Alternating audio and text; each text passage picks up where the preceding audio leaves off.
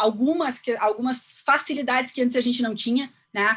Então, acho que essa estrutura da gente hoje poder se encontrar pelo Zoom aqui e tal, aumentou a participação. Então, o grupo de ambiental foi um dos mais procurados. A gente não tem todo mundo sempre, né? Mas foi um dos mais procurados esse ano. E aí a gente acabou ficando bem, bem feliz, né? A gente tem ali inscritos, assim, de alunos formais, nós somos 41, né? Isso para grupo de estudo acaba sendo uma super raridade, assim, né? Mas, bom, primeiro, então, bom dia a todos. Queria agradecer muito, muito, muito, muito ao Gustavo Trindade, nossa estrela, né, o convidado especial de hoje, porque, primeiro, que se disponibilizou a estar aqui conosco para conversar sobre um tema super, né, confuso, um tema que é bastante debatido, que já deu briga, que já deu rompimento de amizade, que as pessoas, né, debatem no judiciário, e o Gustavo abraçou e disse, bora que eu vou e ainda vai ser divertido, né, como de fato já foi, né, por pouco já tivemos várias divisões de receita aqui, né? Então, eu queria te agradecer muito, eu já tinha até conversado com eles, né? Então, assim, o Gustavo é um super advogado, né, na área ambiental aqui no estado, reconhecido no país inteiro, com uma super experiência também na área da gestão pública, né, com participações no CONAMA, no Ministério do Meio Ambiente, nas nossas secretarias. Então, é uma experiência incrível poder conversar com o Gustavo, eu mesmo não disfarço, sou fã, assim, até esses tempos, né, agora esse final de semana estava brincando, né, a gente estava falando sobre o novo Código Estadual, e aí quando sai o Código Estadual 20 anos atrás, quem foi a pessoa que comentava o código? O Gustavo, né? Então, não é uma pessoa que está se ensaiando na área, né, pela primeira vez. Então, Gustavo, muito, muito obrigada. O Gustavo também é professor nosso na especialização em Direito Ambiental e Sustentabilidade aqui na PUC, então aqui tem vários alunos que foram alunos do Gustavo na especialização. Então, te agradeço muito, agradeço aos nossos visitantes, né, que estão aqui conosco hoje, que mesmo não sendo alunos da instituição, estão conosco participando, e acho que a instituição tem este papel, né, de estar aberta à comunidade, das atividades serem atividades que tenham esse diálogo, que a gente não seja fechado, né, dentro dos muros da instituição. Eu acho que a gente tem esse papel enquanto universidade, então a gente tenta fazer com que todos sejam sempre bem-vindos, né? Então, Gustavo, já te passo a palavra, né, no automático, agradecendo mesmo de coração e agradecendo a presença de todo mundo aqui hoje. Bom, primeiro eu queria agradecer o convite da Fernanda, agradecer as palavras, e acho que muito disso que ela falou sobre mim é pela idade, assim, pela já passados os 50 anos, eu tenho mais de 25 anos que eu trabalho especificamente na matéria com direito ambiental, desde 94, 95 que eu trabalho com direito ambiental, e esse tema das resoluções, eu vou tratar basicamente das duas, Fernanda, da 313 e da 302, são temas onde se tem debate, se tem discussões, não de um e dois, havia uma discussão a respeito, seja da legalidade, seja da possibilidade de cumprimento, seja da adequação técnica dessas resoluções. Então, algo que foi a prensa com muita força nos últimos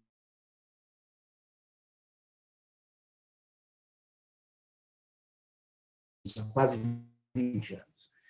Já na época, em 2002, eu trabalhava aqui na Secretaria Estadual de Meio Ambiente, e logo no ano posterior à publicação da Resolução 313 e 302, eu tive a oportunidade de trabalhar por 5 anos como chefe da consultoria jurídica do Ministério do Meio Ambiente e também como presidente da Câmara Técnica de Assuntos Jurídicos do CONAMA.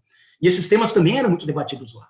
Então, a gente tem um histórico desses debates que eu vou tentar apresentar para vocês. Assim, eu preparei alguns slides, prometo não me demorar para dar tempo para a gente conversar, muito mais para demonstrar as posições que se teve ao longo dos anos, as posições e os argumentos daqueles que defendiam essas resoluções, o argumento daqueles que eram contrários a essas resoluções, um pouco da evolução dessas discussões em razão da alteração do Código Florestal e das últimas decisões que a gente já tem. Pode ser?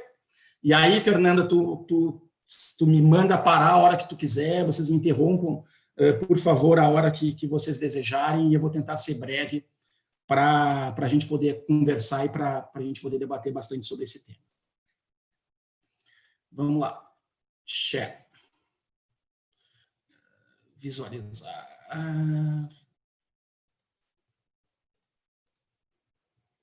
Vocês estão enxergando em tela inteira? Ou não aparece nada para vocês? Vocês me escutam? Sim, a gente está escutando, Gustavo. Só não abriu o arquivo ainda, mas está a tela inteira já. Tá, é que meu arquivo está nessa porcaria aqui que eu não... Deu. Deu. Visualizar. Tela cheia. Então, tá. Vamos lá. Então, eu vou trabalhar basicamente com as resoluções, o Código Florestal, os códigos florestais e as duas resoluções do CONAMA. Um breve histórico, então. A gente teve o primeiro Código Florestal de 1934, e esse Código Florestal foi substituído pelo Código Florestal de 1965. Na definição original do Código Florestal de 65, eu tratava, lá no artigo 2º, como de preservação permanente, a vegetação era tratada como de preservação permanente. E eu listava algumas áreas que eram definidas como área de preservação permanente. E ao longo do tempo, seja as dimensões dessas áreas, seja as áreas definidas pelo artigo 2º do Código Florestal de 65 foram sendo alteradas. E eu tinha basicamente duas possibilidades, já na redação original, da existência de áreas de preservação permanente. Aquelas definidas pelo só efeito da lei, que a lei declarava como APP, e o artigo 3º do Código Florestal de 65 permitia, vocês vão ver aqui embaixo, que o poder público declarasse outras áreas como de preservação permanente. E aqui eu fui tendo uma série de alterações legais, olha, isso aqui é as alterações legais que eu fui tendo no Código Florestal ao longo dos anos. Em 89, a gente teve ampliação das APPs, a explicitação da existência de APPs em áreas urbanas, uma série de alterações importantes, mas a principal alteração da redação do Código Florestal de 65 se deu por uma medida provisória do ano 2001, que é a medida provisória 2166. Ela trouxe uma série de alterações no Código Florestal, trouxe alterações na definição de área de preservação permanente, trouxe alterações lá para as questões de reserva legal, e eu pontuei algumas das alterações importantes para o nosso debate. Qual que é a primeira questão importante?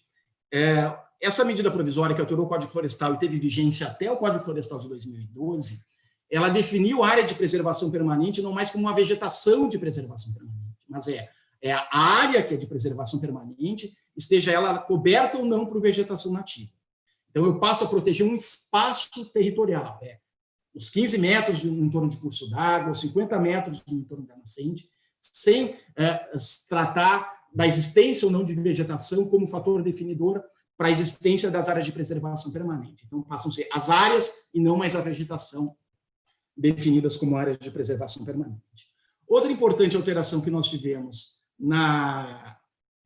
no trabalho com a medida provisória 2166 é que essa lei, essa medida provisória passou a definir quais as atividades poderiam intervir em área de preservação permanente e definiu que poderia se intervir em área de preservação permanente aquelas chamadas atividades e empreendimentos de utilidade pública e de interesse social. Essa própria medida provisória ela define algumas atividades com de utilidade pública e de interesse social e também ela delega uma série de atribuições para o CONAMA, dentre elas, definir outras atividades com de utilidade pública e interesse social. Isso deu origem lá em 2000 na resolução 369, acho que é de 2004 ou 2006, não me lembro. Cabia também ao CONAMA, por delegação expressa dessa alteração realizada lá em 2001, o CONAMA definir as dimensões das APPs no entorno de reservatórios artificiais. Então, ela trouxe uma série de atribuições, ela levou para o CONAMA intervir e tratar das áreas de preservação permanente de forma expressa na alteração produzida no Código Florestal pela medida provisória de 2001. E aqui eu vou ter definida por lei quais são as APPs lá no Código de 1965, do Código que teve vigência até de 2012, uma série de áreas. Então, essas áreas, pelo próprio efeito de lei, eram definidas como de preservação permanente. As margens de curso d'água, ao redor de lagos e lagoas, os 50 metros do entorno de nascentes, os topos de morro, as encostas com declividade superior a 50 graus, nas restingas, como fixadoras de dunas e estabilizadoras de mangues, e uma série, e basicamente estas são as APPs definidas por lei. O que a gente nota aqui? Que algumas dessas APPs, dessas áreas definidas como APP, eu não tinha uma identificação da metragem do local que era considerado APP. Por exemplo, ao redor de lagos e lagoas. Ao redor de lagos e lagoas naturais ou artificiais. Que tamanho é a APP no entorno desses lagos? 15 metros, 30 metros? Então, o que se considera, por exemplo, topo de morro? Qual a definição de topo de morro? Isso não existia no Código Florestal, isso não existia num regulamento do Código Florestal. E a gente vai ver daqui a pouco que essas definições foram trazidas pela Resolução CONAMA 303 e 302. Então, em resumo, eu tinha no artigo 2º a listagem dessas áreas de preservação permanente, que pelo efeito de lei, e o artigo 3º me permitia que o poder público criasse novas áreas de preservação permanente. Então, as APPs criadas por lei, artigo 2º, e a possibilidade do poder público criar novas áreas de preservação permanente. Até que no ano de 2002, eu tenho a publicação dessas duas resoluções, a Resolução CONAMA 302 e a Resolução CONAMA 303. De que trata a Resolução CONAMA 302? Ela trata de definir qual o tamanho das APPs dos reservatórios artificiais. E vale a pena ler aqui atrás, vocês vão ver que o artigo 4º, parágrafo 6º do Código Florestal de 65, atribui expressamente essa competência para o CONAMA definir as APPs dos reservatórios artificiais. E é isso que fez a Resolução CONAMA 302. Ela constitui área de preservação permanente com largura mínima no entorno de reservatórios artificiais. 30 metros para a área urbana consolidadas, 100 metros para as áreas rurais, define qual o tamanho das APPs para barramentos artificiais, decorrentes ou não da geração de energia elétrica. Então, era uma omissão que eu tinha no código, dizia que existia APP no entorno de reservatórios, o código disse que o CONAMA deveria fazer essa definição, e isso foi feito pela Resolução CONAMA 302. Tudo bem até aqui? Então tá. Do outro lado, a gente tem, na mesma data, foi aprovada a Resolução CONAMA 303. Essa resolução, o que ela fez? Ela dispôs sobre parâmetros, definições e limites de APPs.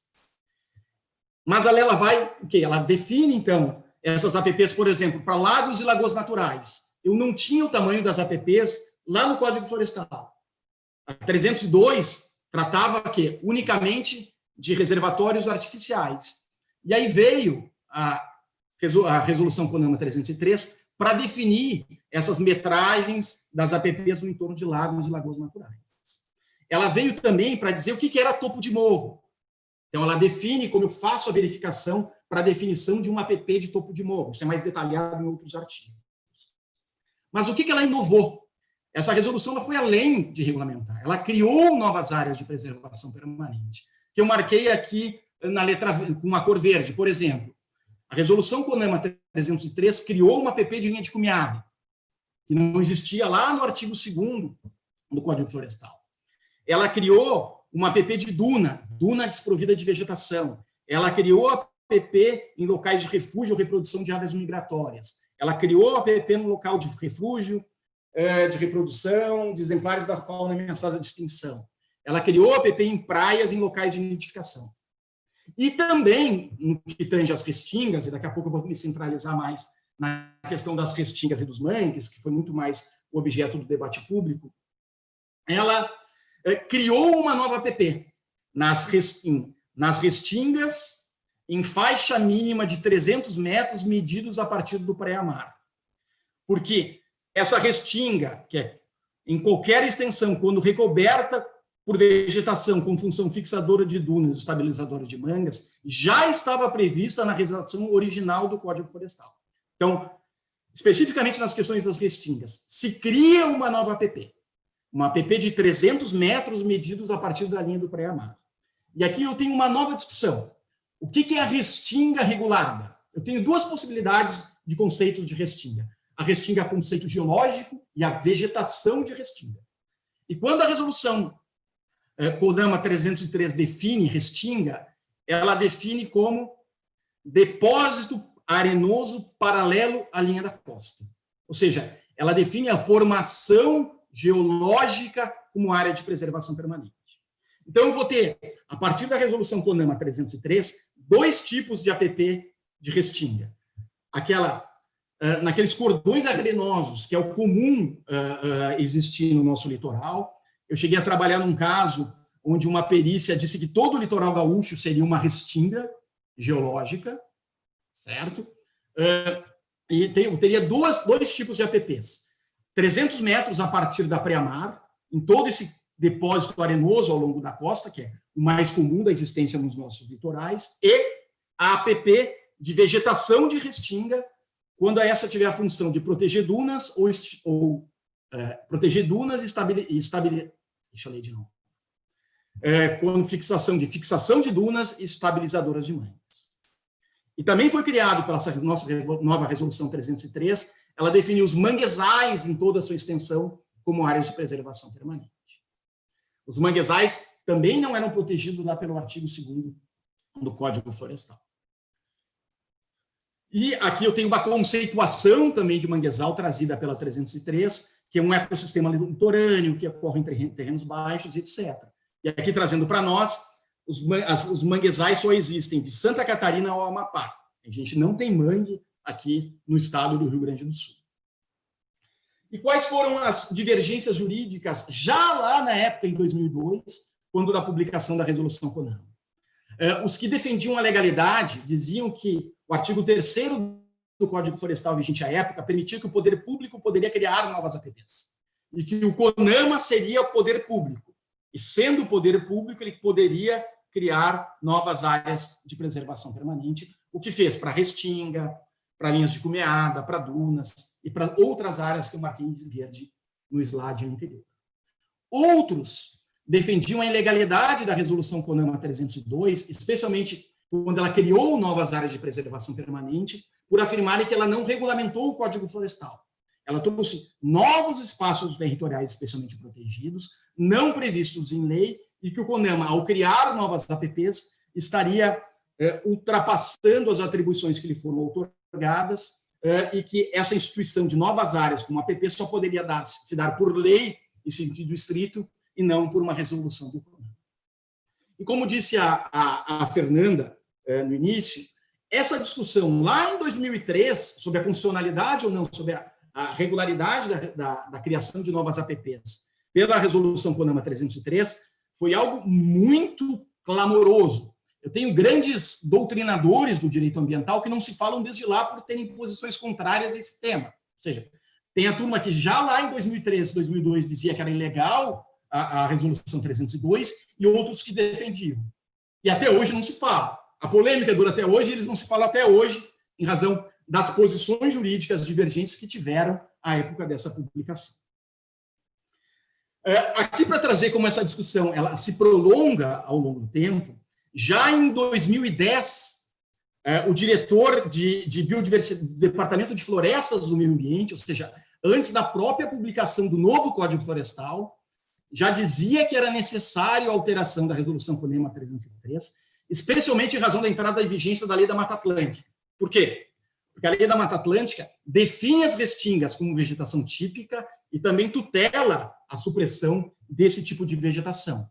E lá, à época, o João de Deus, que era o diretor de florestas, ainda em 2010, ainda antes do novo Código Florestal, ele entendia que era necessário a revisão da resolução CONAMA 303, especialmente nas faixas 300 metros de restinga. Por quê? Porque a nova Lei da Mata Atlântica já tratava, já garantia da proteção dessas áreas. Só para mostrar que esses debates sobre a necessidade ou não, sobre a viabilidade ou não desse tema, já se dava há bastante tempo. E outra discussão que eu acho que é fundamental é da viabilidade da aplicação prática de algumas dessas exigências trazidas pela CONAMA 303. Vocês já viram, pela minha idade, eu trabalho isso há bastante tempo. Se vocês me perguntarem Como se faz a delimitação da APP de linha de cumeadas, eu vou dizer que não sei como se faz. E aí eu pergunto para a Andréia, que já trabalha também há algum tempo com licenciamento ambiental, eu não conheço nenhuma delimitação de APP de cumeada. Não trabalhei nunca com uma delimitação de APP de cumeada. Então, tem algumas regras trazidas na 303 que são de difícil aplicação. Uma delas é a exigência da não ocupação da definição dos 300 metros de pré-mar como restinga. Será que aqui eu tenho umas imagens? Aqui só para trazer, eu trouxe algumas imagens, só para a gente ver isso de maneira bem simplória. Assim. Eu peguei o município de Xangri-Lá e peguei dali da linha máxima de pré-mar que eu cliquei, de onde as ondas molharam a praia, certo? Desde 2002 até o meio da 4ª quadra, mar em direção à praia, tudo seria definido como área de preservação permanente. Por quê? Porque independe da existência de quê? Independe da existência de vegetação. Aquela cordão arenoso, aquele depósito arenoso que era definido como área de preservação permanente. Aqui eu peguei um exemplo de Garopaba. Todas essas imagens são de 2020. Daquela área que vai lá para o Ciliú, lá no final, que é a área nova de Garopaba. Se vocês olharem, aqui eu vou ter aqui eu tenho umas quadras esportivas. Toda essa área marcada em amarelo dá o quê? 300 metros. Então, toda essa área não poderia ser ocupada desde 2002, porque tudo isso teria sido definido como área de preservação permanente pela resolução CONAMA 303. Então, se já existia essa discussão sobre a legalidade, constitucionalidade, possibilidade de aplicação prática das APPs criadas pela resolução CONAMA 303, isso aumentou esse debate a partir da publicação do novo Código Florestal de 2012. O Código Florestal de 2012 traz o mesmo conceito de APP e ele define também lá no seu artigo 4º quais são as APPs definidas por lei. E aqui ele vai ter uma diferença. Por exemplo, o Código Florestal traz como eu faço a medição da APP do escopo de morro. O Código Florestal de 2012 define as APPs no entorno de lagos naturais. Então, ele quase exaure as definições das áreas de preservação permanente, não sendo necessário, para a maioria dos casos, um regulamento para definir essas áreas de preservação permanente ou estabelecer as dimensões dessa APP, como ocorria com o Código de 65. Como ocorria no Código de 65, eu tenho, e aqui tratando especificamente das restingas, dizendo que as restingas são APPs quando tiverem funções de fixadoras de dunas ou estabilizadoras de mangues. De forma inovadora, o Código Florestal de 2012 trouxe a previsão que todos os manguezais em sua extensão são considerados áreas de preservação permanente. Então, ele traz a lista das APPs no seu artigo 2º. E o artigo 6º, ele também permite que sejam criadas novas APPs. Só que ele tem uma diferença de redação bastante relevante no trato com o Código de 65. Lá no Código de 65, era o poder público que poderia criar novas APPs. Quando eu tenho a promulgação do Código de 2012, é só o chefe do Poder Executivo que pode criar novas áreas de preservação permanente. Só o chefe dos poderes executivos, federal, estadual e municipal. E aqui, de maneira muito proposital, os parlamentares, ao aprovarem o novo Código Florestal, retiraram todas as competências do CONAMA para tratar de APP. Eles foram cirúrgicos, vocês vão ver, nada foi delegado ao CONAMA, exceto lá outras atividades de baixo impacto, alguma coisa, tem ainda alguma possibilidade do CONAMA, mas muito restrita se comparada com o código que vigia de forma anterior. Então, no que diz respeito às resoluções, me parece que não havia, e tá, esse caso para mim me parece que é bem claro, que a resolução CONAMA 302 foi revogada pelo Código Florestal. Por quê? Porque ele define o tamanho das áreas de preservação permanente para em torno de reservatórios artificiais na própria lei. Ou seja, a lei dá os limites e define as APPs de reservatórios artificiais, o que me parece contraria a resolução 302 e faz, por isso, que ela tenha sido revogada com a publicação do novo Código Florestal. Já no que tange, agora eu vou pegar os dois temas que mais foram objeto de debate na imprensa nas semanas passadas.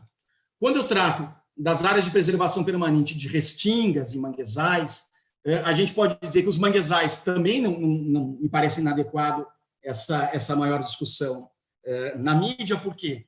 Porque o Código de 2012 protege o manguezal da mesma forma que protegia a Resolução CONAMA 303. Ou seja, todos os manguezais continuam sendo áreas de preservação permanente. A discussão fundamentalmente daquilo que se alterou para aqueles 3 foi a extinção de algumas APPs criadas exclusivamente pela Resolução CONAMA 303. Dentre elas, a APP de 300 metros da pré-amar. Por quê? Porque o Código só tutela como APP a vegetação de restinga como fixadora de duras e estabilizadora de mangues. Aqui também o conceito, e aí as coisas malucas e mal redigidas, o conceito de mangue é o mesmo da 303, mas o conceito trazido pelo Código de restinga é o conceito de quê? De depósito arenoso. O que mais eu tenho? Vamos adiante. Então, qual que é a fundamental diferença entre os dois códigos e que serviu de debate para a vigência ou não da Resolução CONAMA 303 e da possibilidade... 65 dizia que era o poder público que poderia criar novas APPs. E se entendia que... vocês estão me ouvindo? Deu como estável aqui minha internet. Tá. Então, código anterior, poder público poderia criar novas APPs. Parte entendia que o CONAMA era poder público, era regular. Outros já entendiam que não podia, mesmo na vigência do código passado. Agora, a discussão se dá. Pode e continua a vigência dessas regras, já que a definição das APPs é exclusiva, é ato exclusivo do chefe do Poder Executivo. E aí eu vou ter posições divergentes após a promulgação do novo Código Florestal. Aqueles que defendem a vigência da CONAMA 303 diz que a Lei da Política Nacional de Meio Ambiente, lá 6938, ao definir as competências do Conselho Nacional do Meio Ambiente do CONAMA, teria, especialmente o inciso que diz que cabe ao CONAMA estabelecer normas, critérios relativos ao controle e manutenção da qualidade de vida, com vistas ao uso racional dos recursos ambientais, principalmente dos recursos hídricos, permitiria que, com fundamento lá na Lei 6938, o CONAMA pudesse criar novas áreas de preservação permanente, e a vigência dessa resolução se daria não mais com fundamento no Código, mas agora com fundamento da Lei da Política Nacional de Meio Ambiente. Esse tema já foi discutido, já vem sendo discutido há algum tempo pelos próprios tribunais, e o STJ, em vários votos do próprio ministro Herman Benjamin, tem, e essa é a frase que ele tem colocado em todas as emendas, diz que o novo Código Florestal não pode retroagir para atingir atos jurídicos do prefeito, direitos ambientais adquiridos e coisa julgada, e a partir disso ele defende que não se poderia ter a revogação de uma série de regras mais protetivas existentes na legislação anterior, e que esse seria um ato jurídico perfeito, que a resolução CONAMA manteria sua vigência e devendo ser aplicado até os dias de hoje. Diferente, a posição tem uma série de outros que dizem que essa resolução foi derrogada, já era ilegal à época, e agora a criação de novas APPs é ato restrito dos chefes do Executivo, e mais, que todas as APPs são descritas e são tratadas de maneira... eu estou procurando uma palavra aqui que está escrito aqui pelo Edson, de maneira completa pela redação do artigo 4º do novo Código Florestal. Então, ele tratou da integridade da matéria, da definição das APPs, são tratadas pela lei. Alguns dizem assim, não, só a revogação dos regulamentos de uma lei, caso ela seja contrária à nova lei. E aí esses defendem, não há contrariedade na resolução 313, ela permanece vigente. Outros dizem, há contrariedade sim. Foi o artigo 4º do Código Florestal definiu todas as áreas de preservação permanente, ele não definiu uma série de áreas criadas pela 303. Então, a completude das áreas definidas como APP estariam reguladas, regidas pelo Código Florestal, pelo artigo 4º do Código Florestal, existindo ainda a possibilidade, se o poder público quiser, poder público não, chefe do Executivo quiser, ele pode, por ato próprio, criar novas áreas de preservação permanente.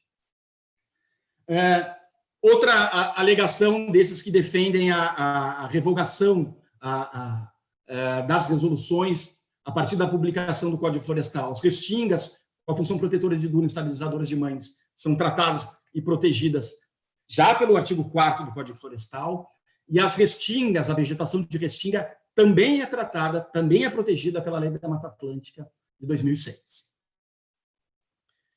Aqui é onde se protege, em razão de construções do bioma Mata Atlântica.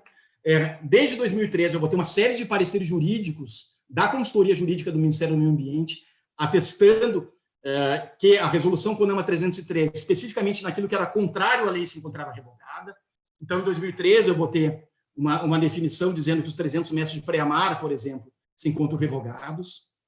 Eu vou ter um outro parecer, já de 2014, também dizendo que as restingas são tuteladas pelo artigo 4º, em função de proteger dunas e estabilizar mangues. E a demais vegetação de restinga é tutelada pela Lei da Mata Atlântica, também revogados 300 metros de pré-mar.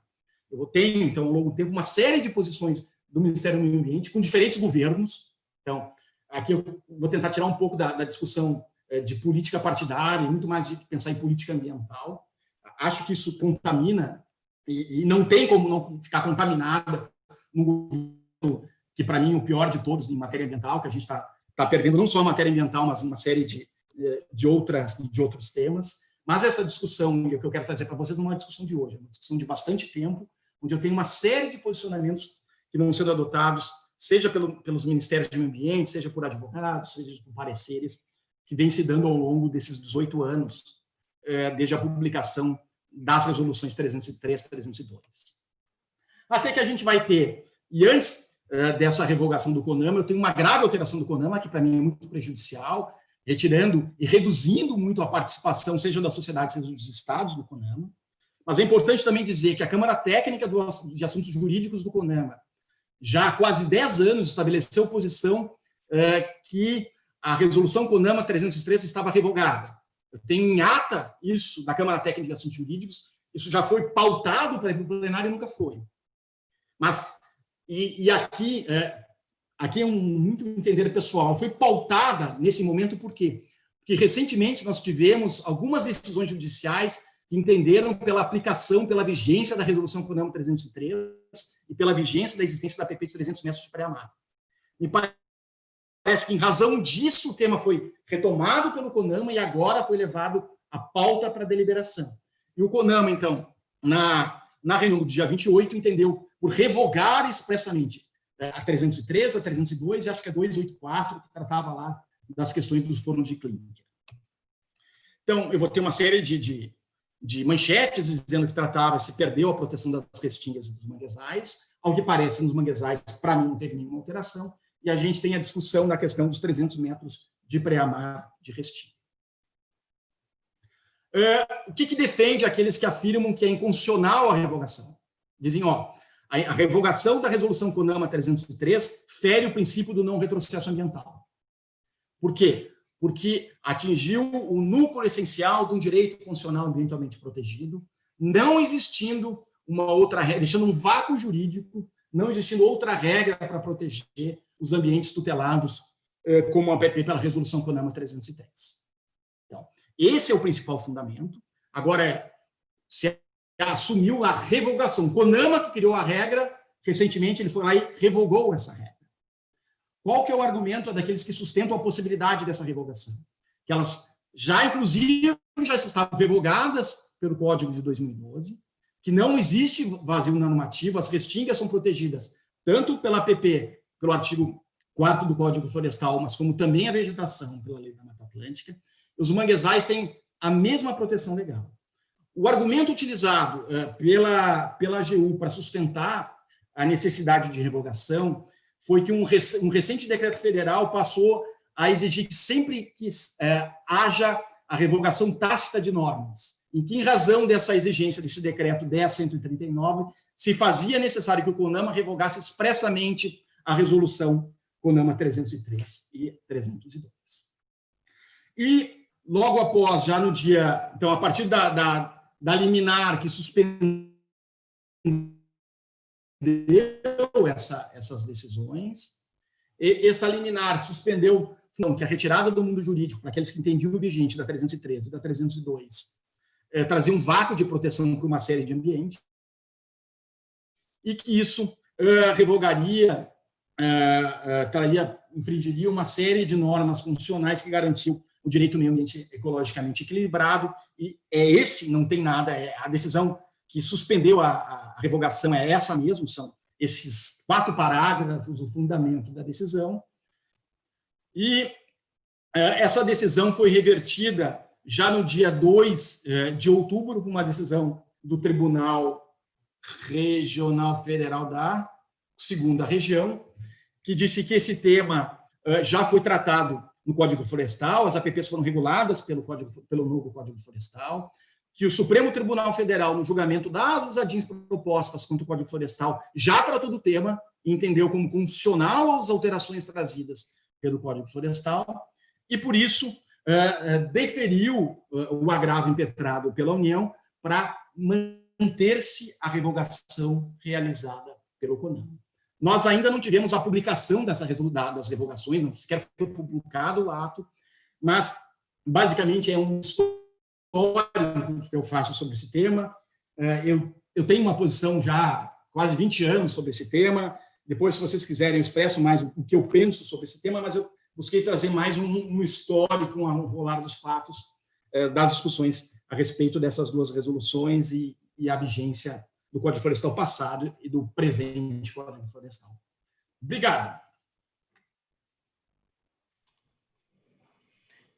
Genial, como sempre, né, Gustavo? Assim, eu venho te trazendo aqui para a PUC, né, há bastante tempo, até outro dia, agora estava catando aqui as tuas coisas, e encontrei um debate nosso sobre Código Florestal em 2003, né, num evento aqui na PUC, em 2004 tu estava de novo, então, ou seja, há muito tempo já te vem trazendo essa discussão e as comparações e as análises, né, com relação às normas. Então, assim, não é de hoje que tu colabora conosco e sempre, né, com questões bem pontuais. Eu até te confesso, antes de abrir aí a palavra para a galera, né, que eu tive que parar, às vezes, comigo mesmo e olhar com relação a esse debate das revogações e dizer assim, tá, eu acho que eu estou vivendo num mundo paralelo, né, assim, porque, afinal, o que acontece, né? Mas o CONAMA não pode revogar, assim, como que não pode revogar? Abre as resoluções e observa a quantidade de resolução revogada que a gente teve ao longo dos anos quando aparecem novas disposições ou quando o CONAMA mesmo faz a sua própria releitura, né? Então, assim, por que não pode revogar? Né? E mesmo assim, ficou sem proteção, e eu confesso, eu fiquei um pouco tensa até de ler alguns colegas colocando assim, ficou sem proteção nenhuma. Mas como que não tem proteção nenhuma se existe norma regulando? Né? Então, acho que a gente abriu dentro desse espaço, primeiro, de novo, a situação de um debate, como às vezes a questão ambiental ela fica mais passional do que às vezes até né, normativa mesmo. Essa questão política eu acho que bate mesmo, porque eu vou te dizer que eu não tenho problema. Eu acho que esse governo é o pior que a gente já teve com matéria ambiental e a hora que a gente já teve governo ruim, né? Então, com relação a isso, e aí eu acho que essa parte vem junto também, né? Vem uma relação metajurídica nas análises jurídicas, não sei, posso também estar fazendo uma leitura viesada, mas acho que não vejo problema nas revogações e não entendo o vácuo de proteção, mas também estou abrindo aqui, né, para a gente pensar em conjunto. Mas parabéns pela apresentação, Gustavo, como sempre, né? Acho que bem pontual, e a questão do não ser achismo, né? Essa trajetória que tu trouxe aqui para a gente, na verdade, não é uma trajetória de opinião sobre o mundo, né? É uma trajetória confirmatória do que veio acontecendo aí desde do início dos anos 2000. Então, assim, muito obrigada, vou deixar a palavra aberta aí, porque hoje de manhã na aula, até não sei onde é que está o Eduardo, aqui não sei se ele conseguiu ficar, que o Eduardo já estava desde a manhã cedo falando sobre isso na aula, assim, eu já andei lendo sobre isso, né? Então, assim, aberto, Citolim, né? Vamos conversar sobre o tema. E aí, Gustavo, deixa eu comentar, então. Foi muito boa, como sempre, a tua explicação, né? Eu me lembro de 2009 também, talvez tu não lembre dessa conversa, mas eu me lembro de ter chegado e te perguntado, e esse negócio da restinga de 300 metros, né? Na época, tu estava assumindo um caso no litoral e eu estava assumindo outro, e a gente começou a debater sobre isso, e nós estamos em 2020 e o assunto, infelizmente, né, de uma maneira ou de outra, ainda é o mesmo, né? As coisas no ambiental, elas demoram muito para se resolver, né? E a gente tem que conviver sempre com essa insegurança toda, né? Mas eu só fazer um comentário, né? A gente que teve a oportunidade de ver isso resolvido em 2012. Eu acho que o código acabou ficando um pouco... Eles economizaram um pouco no ajuste da legislação, né? Então, se tivessem... Esse é um tema tão polêmico, né? Ele tinha que ter tido um espaço um pouquinho maior dentro da redação do próprio código, né? Que, se não me engano, mudou 1 ou 2 letras ali no dispositivo, né? E dá margem para toda essa discussão que nem deveria existir, né? Quer dizer, deveria ser um tema muito mais tranquilo, né? Porque, como tu explicou, olhando todo o cenário, é nítido, né? Que a proteção ali é uma proteção a uma restinga geológica, né? Eu acho que também por ter essa brecha, essa falta de complemento da redação do próprio código, né? A gente tem que discutir se a restinga geológica ou a vegetação é uma coisa muito ruim, né? Em que pese a gente tenha, claro, a gente tem a definição lá no próprio conceito, quando define o que é uma restinga, né? Traz o conceito geológico, mas sempre que tem algum espaço, né? No ambiental a gente tem essa peculiaridade, não dá para economizar na redação, né? Tem que botar, tipo assim, ou seja, né? O dispositivo legal tem que ter o complemento, né?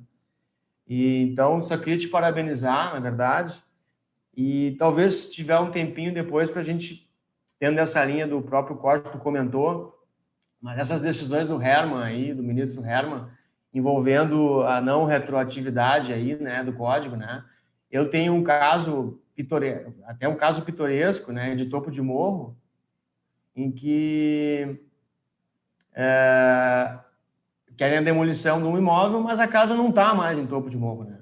Então, o IBAMA pedindo a demolição, eu já tenho uma sentença de improcedência já, né? Mas com o seguinte argumento, quer dizer, você vai demolir uma casa e depois você bate uma foto da casa, junta no processo mostrando que cumpriu a decisão judicial e vai lá na prefeitura, aprova um projeto novo, o mesmo projeto, e constrói a casa de novo. Então, quer dizer, é uma coisa meio maluca, né? O que acaba acontecendo quando a gente pega esses casos e simplesmente tenta aplicar eles a rodo aí no dia a dia, né? Então, a gente tem que debater mesmo para amadurecer melhor isso, porque o mundo real ele é bem mais complexo, né? Do que o que a gente pode resolver a partir de uma interpretação de um julgado e tal, né? Então, esse julgado do Herman, eu acho que tem provocado esse problema aí no mundo real, né? Então, era mais para te parabenizar e ouvir um pouquinho de ti depois sobre isso, se tu tiver um tempinho para falar. Eu que falo, Fernando? Não, uma das coisas que me preocupa, assim, já há bastante tempo, e eu sou da época que, às vezes, se falava que se tinha que muitas das regras do direito ambiental não pegavam e não se aplicavam. Mas, então, uma das piores coisas que, para mim, existe, e não pode existir no tema ambiental, é existirem regras de impossível ou praticamente difícil aplicação. Por quê?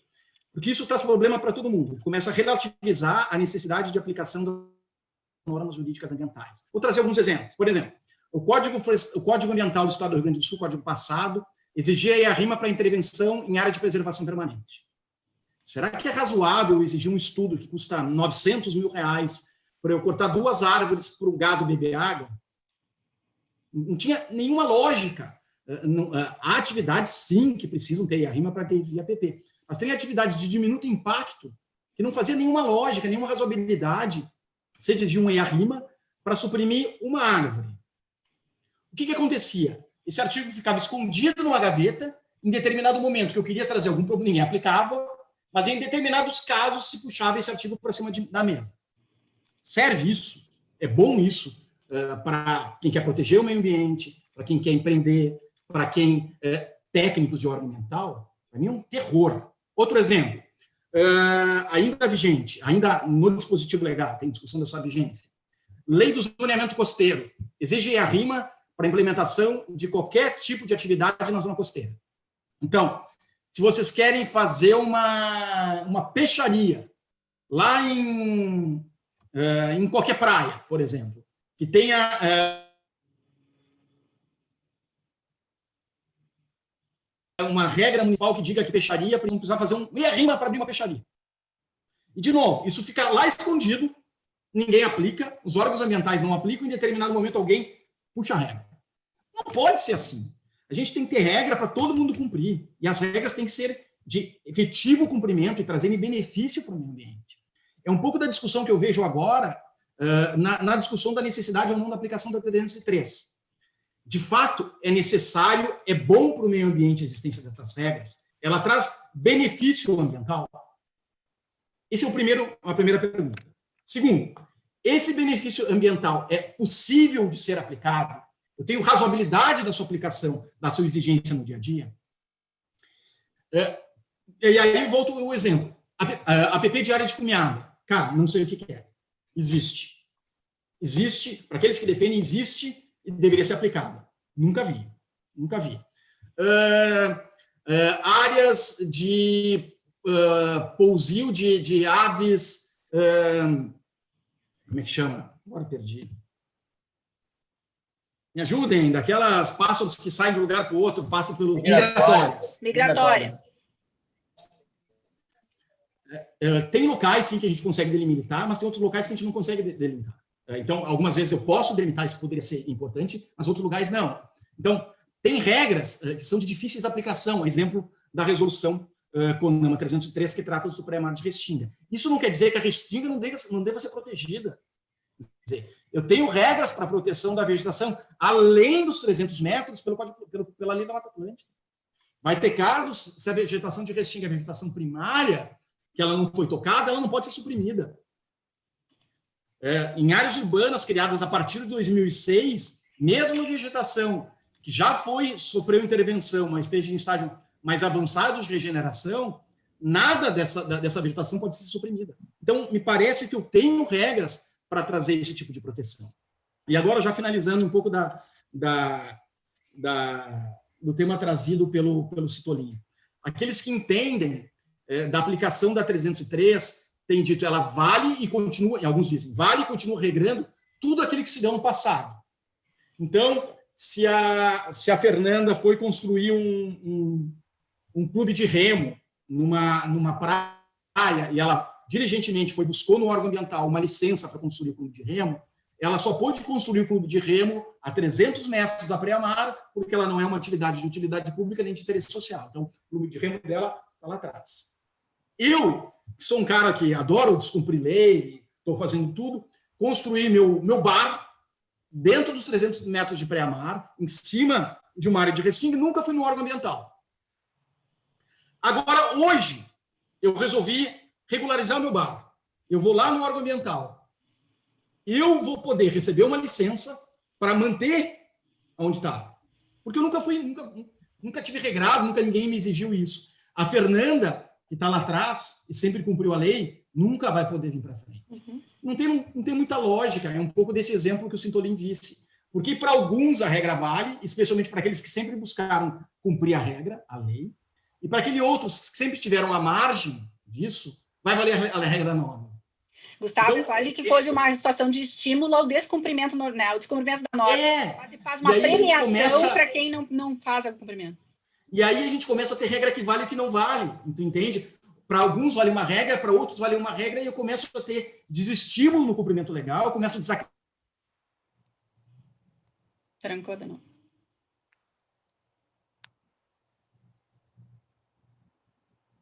Acreditar nas regras ambientais, e as pessoas começam a pensar, dizer, bom, então não vou buscar licença. Ai, tá trancando, que dó. Trancou. Agora trancou bastante, né? Trancou, que pena. Não, o Gustavo deve estar falando lá. Né? Trancou. Vamos ver aqui. O mais engraçado é que nunca tranca numa posição bonita, né? Não, é sempre fazendo careta. Isso aí é clássico. É que nem quando alguém bate um print, né, das pessoas falando, né? Não adianta. É sempre a pessoa fazendo o biquinho, careta, os olhos revirados. Parece assim, né? Baixou, incorporou. Ó, ele caiu. Deixa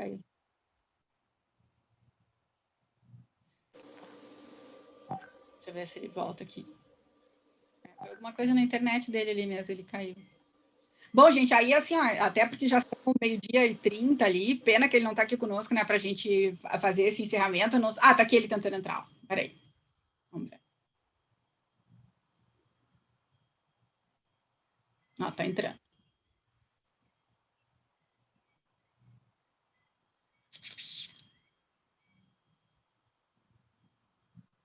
Vamos ver se ele voltou. Voltou, Gustavo? Voltou?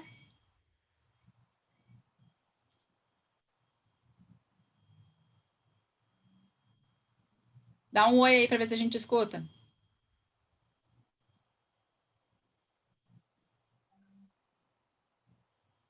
Ele entrou pelo celular agora, né? Uhum. Tá que às vezes o fone atrapalha, mais do que ajuda no som.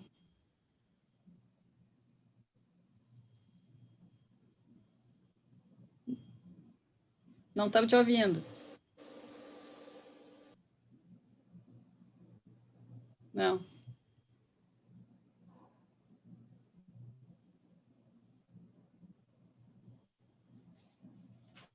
Coitado, pior que ele deve ficar numa tensão. É.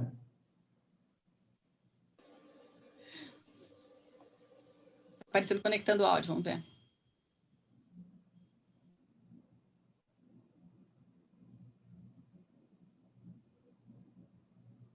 Né, acho que perdemos a nossa estrela hoje. Foi. Né, foi. Bom, mas aí então, assim, ó, não sei se alguém gostaria de fazer mais algum questionamento, ou fazer mais alguma observação, porque de fato acho que acaba sendo um tema bastante tenso mesmo, né, bastante controverso. Vocês deram esse exemplo, né, com relação os 300 metros, né?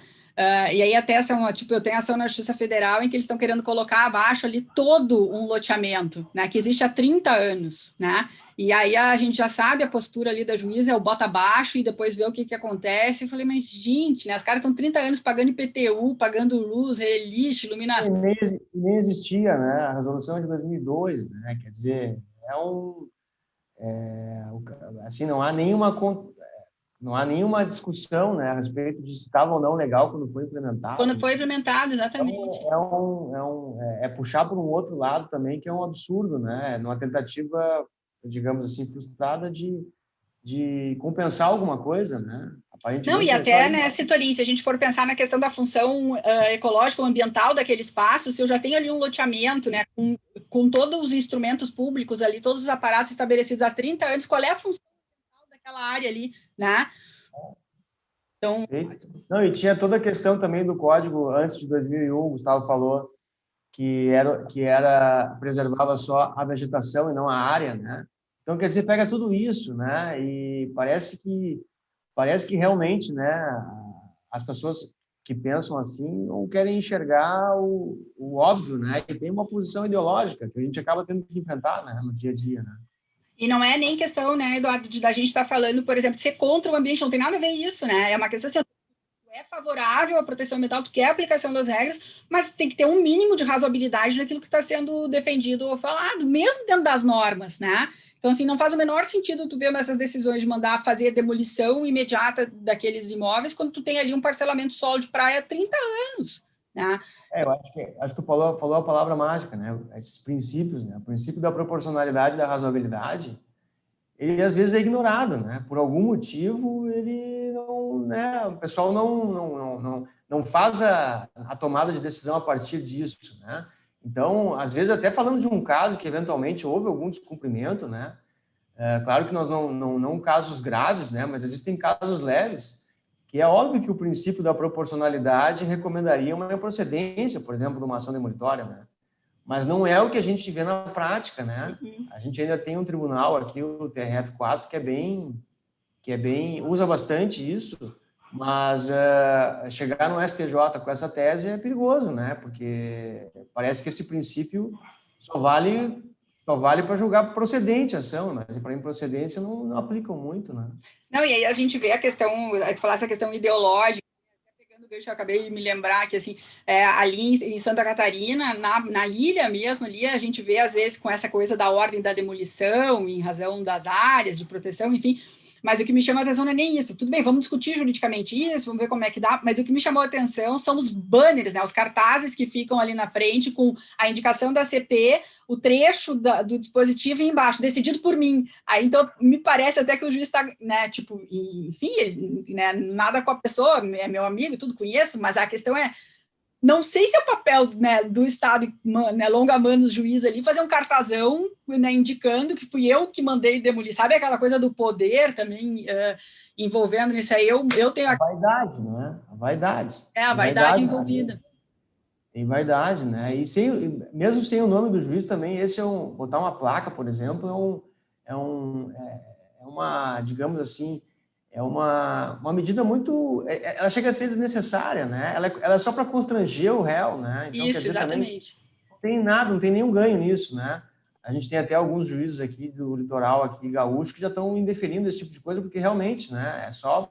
É só para constranger o réu e algum motivo, alguma vaidade de alguns dos envolvidos, né? É verdade. Mas o tema é demais, assim, eu gosto mesmo. Estamos aí com o Gustavo de volta. Não, agora eu escuto vocês. A internet do meu escritório, no celular, eu entrava, mas não ouvia.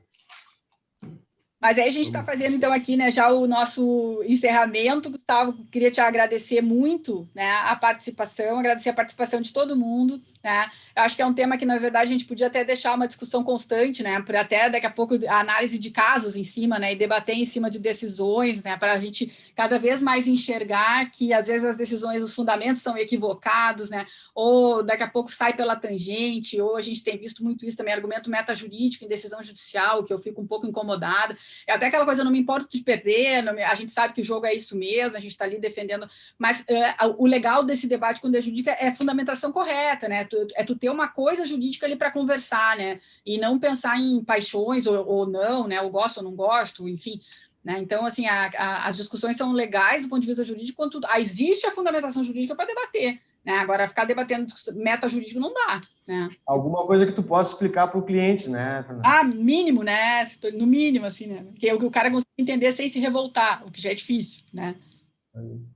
Mas, então, assim, poxa, gente, agradeço pra caramba, né, a presença de todo mundo aqui. Também pega a hora do almoço, não sei se esse horário foi o melhor possível, mas a gente está tentando equacionar, né, as combinações. Então, te agradeço muito mesmo, Gustavo. Agradeço aí se o Toninho veio com a gente aqui hoje. Sinta-se sempre convidado. Semana que vem a gente vai falar sobre a interação entre consumo e meio ambiente, e aí a gente vai conversar em cima também da questão da rotulagem, né, e da discussão judicial em torno disso, né, então rotula-se os produtos, não se rotula, né, com relação a transgênicos, como é que dá essa relação, interação entre, né, o direito do consumidor e a proteção, né, o direito ambiental. Então acho que vai ser também uma conversa legal. Então, já sintam-se todos convidados, né? E aí, igual eu passo uma divulgaçãozinha também. Mas, Gustavo, muito, muito, muito obrigada mesmo, né? Porque a gente sabe que, além de tudo isso, assim, estamos em situação de pandemia, está todo mundo diferente, pega o horário do almoço e tu está sempre disponível para vir conversar conosco. Então, em nome aqui do meu alunado, eu agradeço, né, a tua disponibilidade. Muito, muito obrigada, então, gente. Ó, beijo para vocês. Obrigado, Fernanda. Fico à disposição de vocês, bom almoço para todos e qualquer coisa eu estou à disposição. Já vou até te mandar, Gustavo, depois ali, porque já teve aqui a Stephanie, já fez um trabalho super bacana, ela fez um resumão da apresentação, já mandou em PDF, tá.